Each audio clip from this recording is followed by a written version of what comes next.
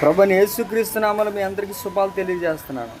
మీరు సూర్యుడి కోసం విని ఉంటారు. అయితే నేను చెప్తున్న అతి ప్రాముఖ్యమైన విషయం ఏంటంటే, నీతి సూర్యుడి కోసం నేను చెప్తున్నాను. చాలామంది సూర్యుడి కోసం వినే ఉంటారు, కానీ నీతి సూర్యుడి కోసం నేను ఈరోజు చెప్పడానికి ఇష్టపడుతున్నాను. ఈ ప్రపంచంలో ప్రతి ఒక్కరికి కూడా సూర్యుడి కోసం తెలుసు, కానీ నీతి సూర్యుడి కోసం మీకు తెలియజేస్తాను.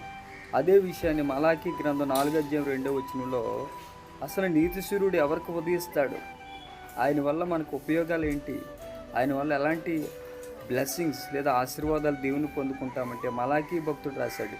నీతి సూర్యుడు ఎవరికి ఉదయిస్తాడంటే, అయితే నా నామందు భయభక్తులు కలవారగు మీకు నీతి సూర్యుడు ఉదయిస్తాడు. ఈ లోకంలో ఎవరైతే భయభక్తులు కలిగి ఉంటారో వాళ్ళకి నీతి సూర్యుడు అయినటువంటి యేసుక్రీస్తు వారు ఉదయిస్తాడు.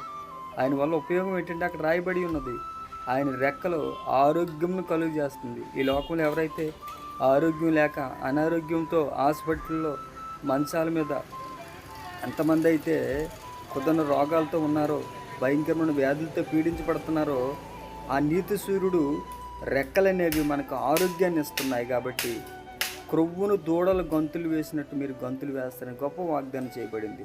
నీతి సూర్యుడిని నమ్ముదాం, ఆయన రెక్కల కిందకు వద్దాం. ఆయన రెక్కలు మనకు ఆరోగ్యాన్ని ఇస్తుంది, అనేక ఆశీర్వాదాలు దీవులు పొందుతాం. May God bless you one and all. Thank you so much.